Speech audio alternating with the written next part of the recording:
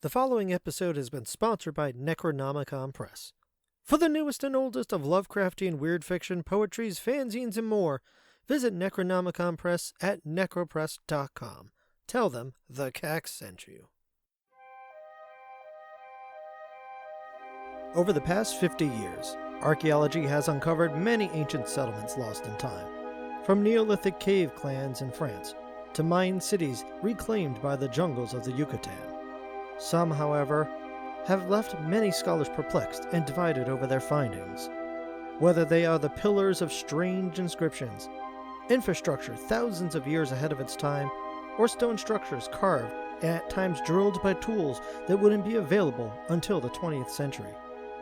Beyond all what we see, we still have no certainty on who inhabited these sites, why did they build them, and where did they go. Join us on this episode of Intrigued as we visit one such place.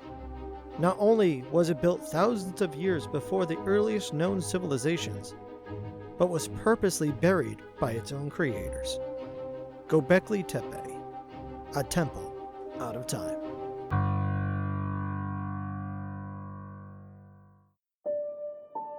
In southeast Turkey, just 60 miles north of the Syrian border, lays the ruins of what is agreed to be the oldest man-made settlement discovered, Gobekli Tepe, translating to pot-bellied hill. Over several centuries, as the armies of dozens of empires marched back and forth over the land linking together the Asian and European continents, it wasn't discovered until 1994, when a Kurdish shepherd named Savak Yildiz noticed a strange rock sticking out of the ground while plowing his fields.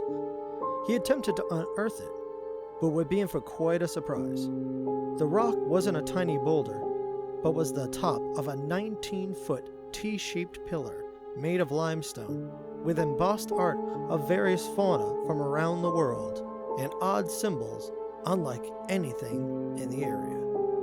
Klaus Schmidt of the German Archaeological Institute brought a team to excavate. After several years, they would reveal the first of 3 circular temples with over a dozen pillars, some weighing up to 20 tons. It has been estimated that more of these structures remain buried on the site, roughly 50 times more than what has already been revealed, containing up to 200 pillars. This would make it the largest ancient megalithic site in the world. What would rattle the ground underneath the world of archaeology would be the carbon dating of Gobekli Tepe. Stonehenge in England is estimated to be built around 2500 BCE, believed to be around the same time as the Great Pyramid of Giza. The earliest known civilizations were established in Mesopotamia around 4000 BCE. After several radiocarbon dating tests were performed, Gobekli Tepe was dated to 9000 BCE. To put it in comparison, it existed roughly 5,000 years before the earliest cities, 7,000 years before most known megaliths, and 11,000 years ago from today.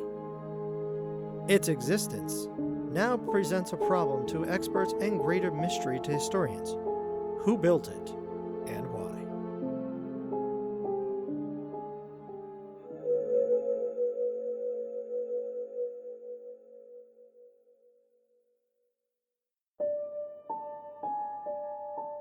Before its discovery, archaeologists had enough evidence and information to establish a set timeline from ancient Neanderthals to modern-day humans, including migration patterns, tools and weapons, cave art, and burial remains. In that timeline, 11,000 years ago, humans were mere hunter-gatherers. Agriculture and infrastructure was still thousands of years away. Now this enigma appears without warning or reason. Excavation teams had more questions than they had answers the deeper they dug. Circular stone temples with spiraling 20-ton T-shaped pillars emerged from the soil and sand. The pillars themselves did not have any engraved language or paintings. They instead had bas-reliefs, embossed art, and sculptures of over 80 animals including cranes, snakes, sheep, flamingos, arachnids, gazelles, lions, boars, vultures, wolves, and more. Along with the fauna, are strange images in the shape of handbags lining the top of the pillars.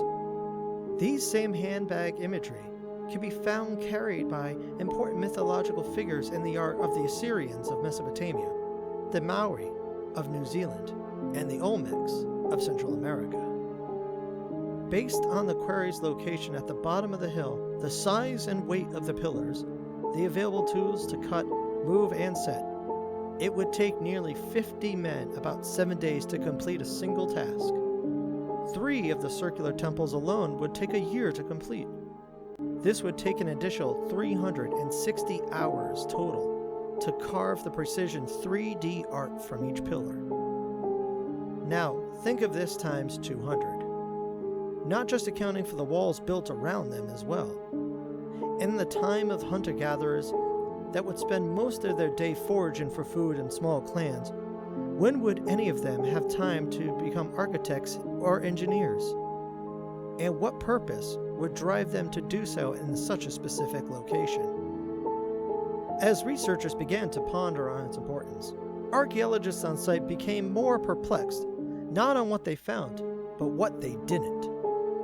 There were no tools found, no refuse, no pottery, no clothing, not even a buried or an entombed remain. It was not a village, but a specific temple with an encyclopedia of information told through their symbols. Only utilized for about 1,000 years, and then it was intentionally buried. Was it meticulously cleaned out before the burial? If so, why would it be, unless for the same reason to bury it? To preserve the site. This could also lead to why it was built in the first place, the importance lying for the people who would visit.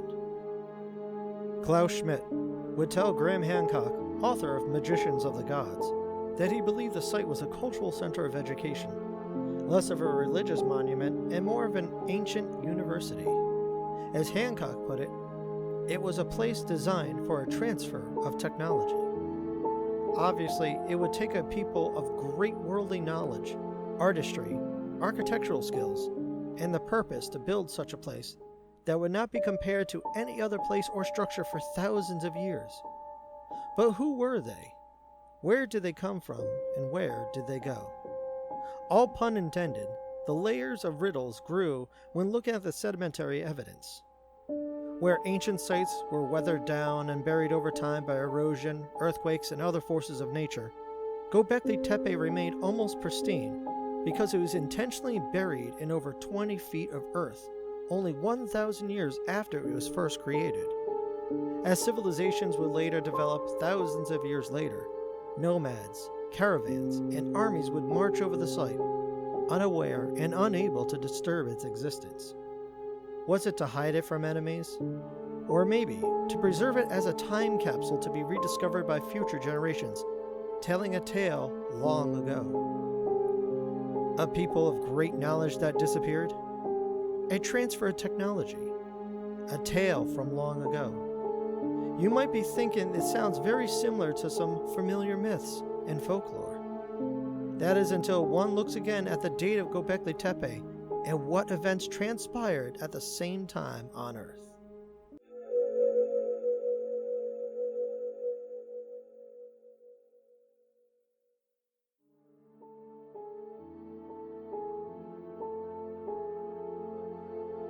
Over 3,000 years before Gobekli Tepe, the world looked very different.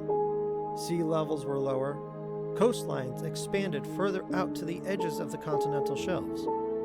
What are now islands were once part of the mainland in Europe, Asia, Australia, and North America. Then, 2 events occurred, separated by 1,000 years, causing huge spikes in global warmth and an accelerated melt of fresh water from ice sheets as thick as 12,000 feet. Imagine glaciers on land with the height of 12 Eiffel Towers. Sea levels dramatically increased. New rivers and lakes formed, creating enormous deltas and canyons, including the Great Lakes of North America. With that came devastating floods that reshaped much of the land in the Northern Hemisphere. Over 200 flood myths were told and later written by cultures all around the world. The most famous is that of the Old Testament, Noah's Ark. It's not the only tale of a giant boat being built to house people, animals, and supplies during a catastrophic flooding, but it might be the most relevant. Noah's Ark is a story taught to young children about a family who created an ark to contain 2 of every species of animals to preserve and repopulate. It's been debated between those who believe it's complete truth and those who believe it to be folklore to explain a traumatic event. Religious scholars and theologians who believe in Noah's Ark claim it came to rest on Mount Ararat near the Turkish-Armenian border. If true, it would be only 430 miles away from another site that provides records of various animals with imagery of floods, Gobekli Tepe.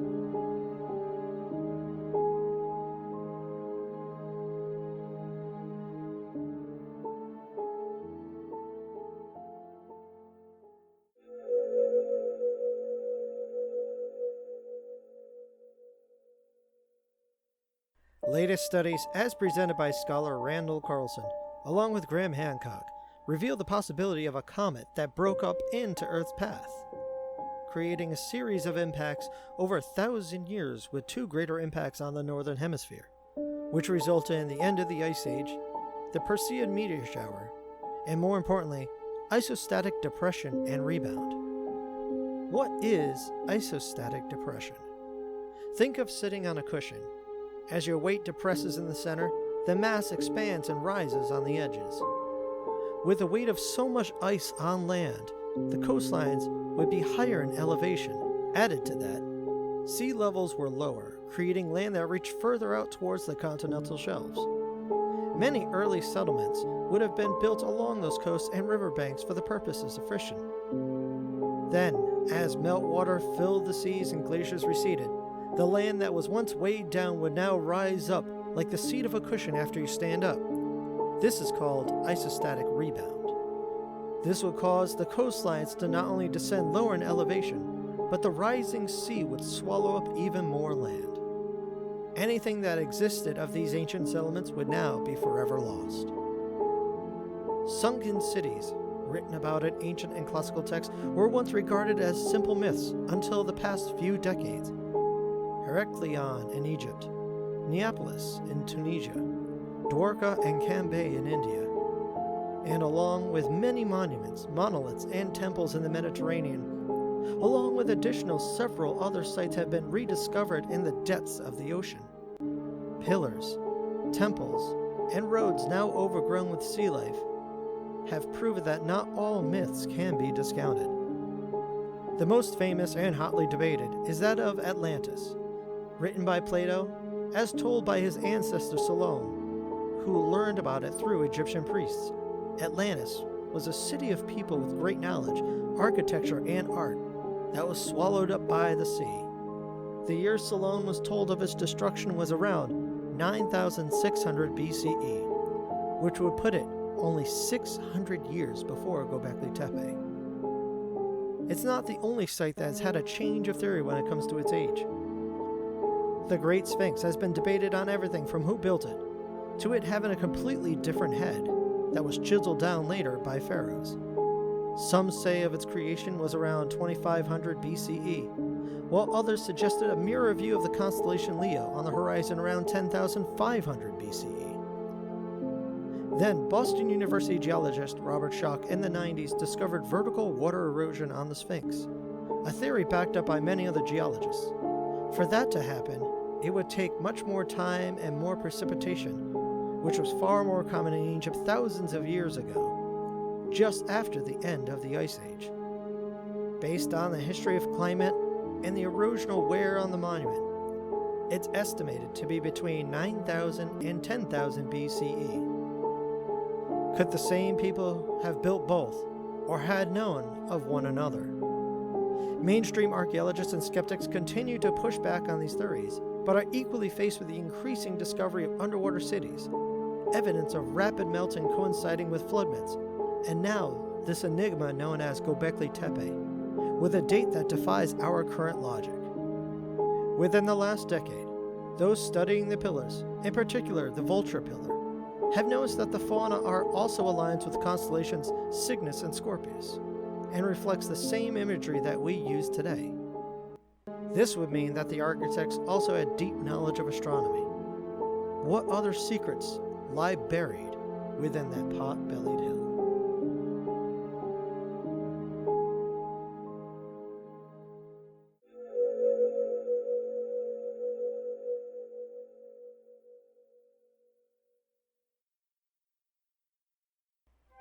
We yearn for uncovering the knowledge of ancient ancestors.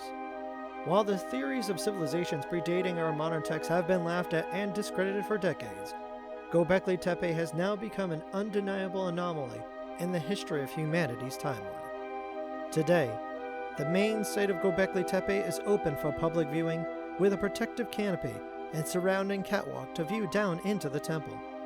It's only a tiny fraction of the full site, waiting to see the light of the sun again. However, centuries of turmoil and recent events near the Syrian border have slowed down the continued careful excavation. Though we yearn for the knowledge, we may still not be ready for it. Maybe that is why it was buried in the first place, to prevent our own doomed savage nature of self-destruction from erasing the knowledge that we do not yet so richly deserve. Thank you for joining us here at Intrigued. Don't forget to like, share, and comment to us your thoughts on this and other ancient sites. We have many more episodes on the way, so please support us at patreon.com/thecak for as little as $1 a month. Until next time, sleep well, dream deep, and always let your mind be intrigued.